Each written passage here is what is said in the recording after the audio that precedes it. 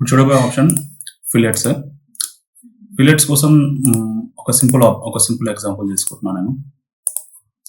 Like ఒక rectangle box already ఒక చిన్న కార్నర్స్ పెట్టుకున్నాను. ఎందుకు సార్ ఇదంటే ఫిల్లెట్లో ఎగ్జాంపుల్స్కి యూజ్ అవుతుంది. సింగిల్ ఎగ్జాంపుల్స్ తోటి ఫస్ట్ వచ్చేసి ఎక్స్ట్రూడ్ చేసి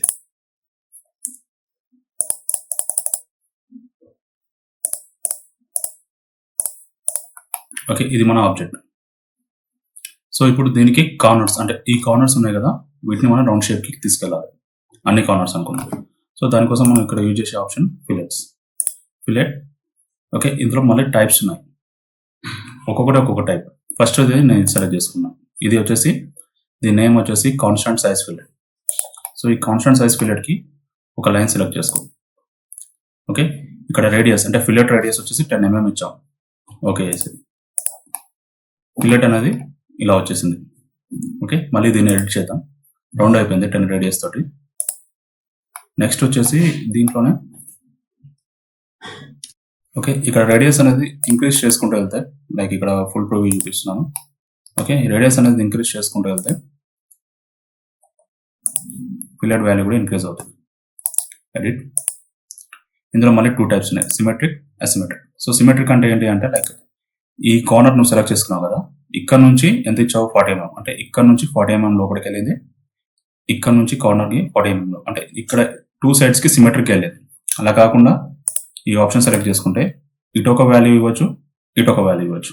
సపోజ్ ఇది 40 ఇచ్చావు, నాకు ఇది కింద వచ్చేసరికి 20. ఓకే, ఇది సో 20 mm. ఇది ఇక్కడ మనకు ఆల్రెడీ సింబల్ చూపిస్తుంది ఏది ఎట్ సైడ్ అనేది. ఇది టాప్లో చూపిస్తుంది, ఇది బాటమ్కి చూపిస్తుంది. సో ఇది నాకు 50. ఓకే, ఇది సిమెట్రిక్ అండ్ అసిమెట్రిక్ వాల్యూస్కి నేను మ్యాక్సిమం సిమెట్రికే వాడతాం మనం. సో ఇది ఓకే. అండ్ ఇక్కడ ఫుల్ ప్రివ్యూ ఉంది కదా, ఇది ఫుల్ ప్రివ్యూ. అండ్ నెక్స్ట్ వచ్చేసి అసిమెట్రిక్ తీసేసి సిమెట్రిక్ పెట్టేసి, మళ్ళీ ఇందులో ఫిల్లెట్ టైప్స్లో circular, conic radius, conic ratio, conic radius, curvature, continuous. First of all circular చూద్దాం. అంటే నువ్వు ఏం సెలెక్ట్ చేసుకోకుండా సర్క్యులరే ఉంటుంది. అలా కాకుండా సర్క్యులర్ కాకుండా నీకు కావాల్సింది కోనిక్ ఇచ్చామంటే కోనిక్కి వాల్యూస్ ఇవ్వాల్సి వస్తుంది. లైక్ పారాబోలా, ఆ టైప్ ఆఫ్ వాల్యూస్ ఉంటుంది. రో వాల్యూస్ మనం ఆల్రెడీ డిస్కస్ చేసాం రైట్, స్కెచెస్లో 0.5 ఉంది, 0.8. దిస్ ఈస్ సో 0.8 తోటి మీకు రో వాల్యూ 0.8 తోటి ఫిల్లెట్ అనేది అయిపోయింది. అలా కాకుండా ఇప్పుడు కోనిక్ రేషియో కాకుండా కోనిక్ రేడియస్.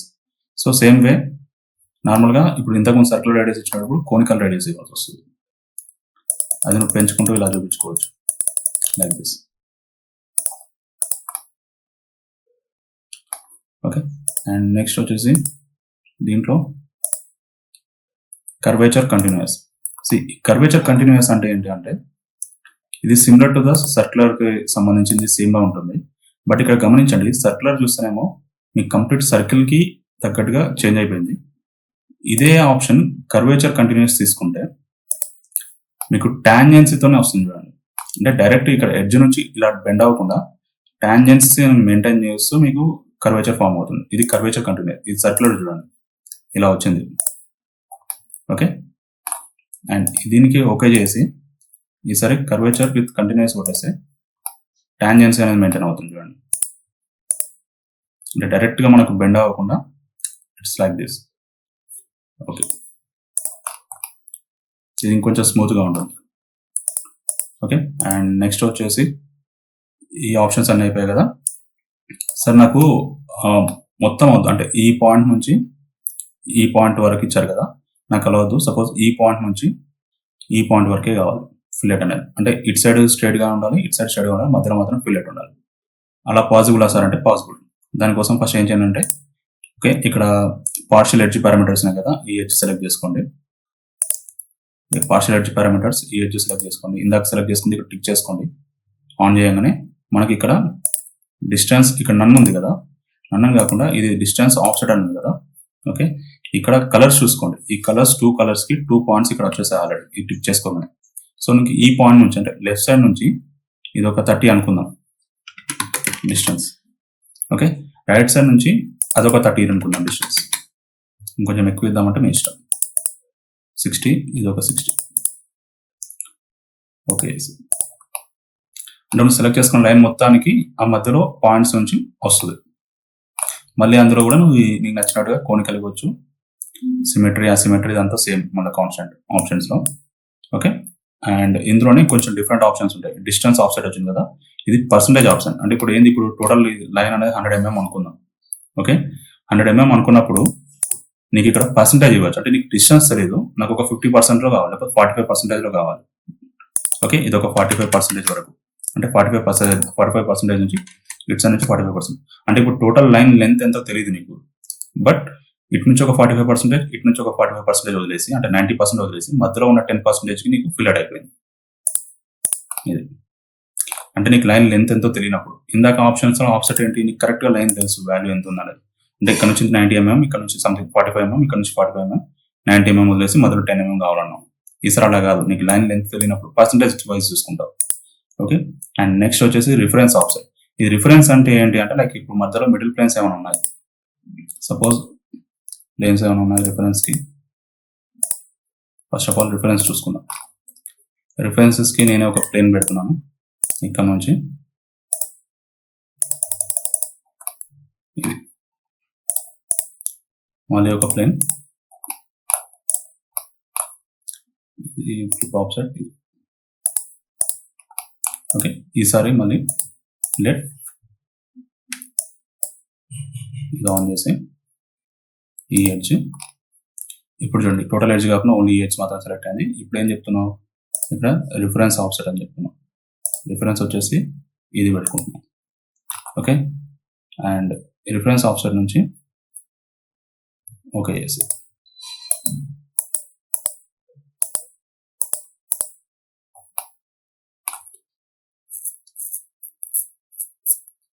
ఇక్కడ గమనించండి, ఈ రిఫరెన్స్ అంటే ఈ ప్లేన్ ఉంది కదా, ఈ ప్లేన్ నుంచి ఈ టోటల్ లైన్, అంటే ఈ ప్లేన్ నుంచి స్టార్ట్ అయింది, స్టార్ట్ పాయింట్, ఇది ఎండ్ పాయింట్ అనుకుంటే, ఇక్కడ కూడా రిఫరెన్స్ వచ్చేసి ఆఫ్సెట్ ఈ ప్లేన్ పెట్టావు.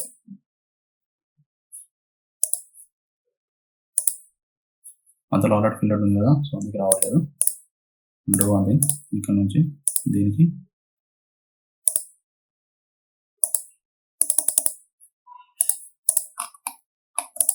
ఇప్పుడు చూద్దాం.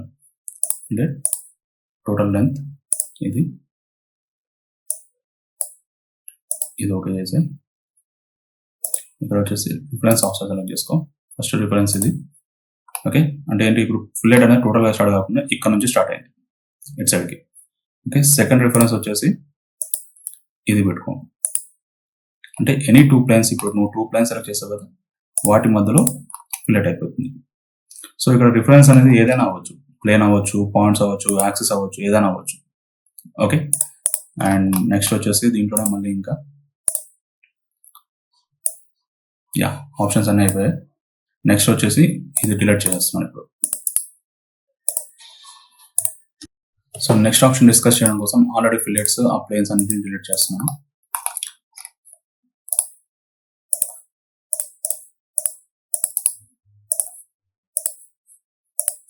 ఈసారి వచ్చేసి ఫిల్లెట్లో ఫస్ట్ ఆప్షన్ అయిపోయింది కదా, సెకండ్ ఆప్షన్ ఏంటంటే వేరియబుల్ ఫిల్లెట్. అంటే ఇలా ఒక లైన్ సెలెక్ట్ చేసుకున్నాం. ఈ లైన్ సెలెక్ట్ చేసుకుని ఇక్కడ 10 నుంచి స్టార్ట్ అయ్యి ఎండ్ అయ్యేసరికి 100కి వెళ్ళిపోవాలి రేడియస్ అది. సో ఇక్కడ V1 అని ఉంది కదా, V1 వచ్చేసి ఒక 10 అనుకుందాం. ఓకే, V2 అని ఉంది కదా, V2 వచ్చేసి 100 అనుకుందాం. 100 బాగా ఎక్కువ అయిపోయింది, 50. ఇది వేరియబుల్ ఫిల్లెట్. మళ్ళీ దీంట్లో అన్ని సేమ్ ఇందాక మనం చెప్పుకున్నట్టుగా అన్ని ఆప్షన్స్ ఉంటాయి. సర్క్యులర్, కోనిక్ ఇవన్నీ ఉంటాయి. మీరు ప్రాక్టీస్ చేసుకోండి. చాలా రేర్గా యూజ్ చేస్తాం. మళ్ళీ ఇందులో సిమెట్రిక్, అసిమెట్రిక్ సేమ్. సిమెట్రిక్ అంటే ఏంది, ఈ లైన్ నుంచి ఇటు సైడ్ ఎంత డిస్టెన్స్ ఉందో ఇటు సైడ్ ఎంత డిస్టెన్స్ ఉందో. అలా కాకుండా నీకు అటు సైడ్ కొంచెం ఎక్కువ, ఇక్కడ 20 ఉండాలి, ఇక్కడ 75 ఉండాలి. ఓకే, ఇది వచ్చేసి 50/50 కదా, ఇది ఒక 25. Okay, 75. This is okay. And symmetric, asymmetric ఈ ఆప్షన్స్ అన్ని మళ్ళీ మీకు ఉన్న ఆప్షన్సే.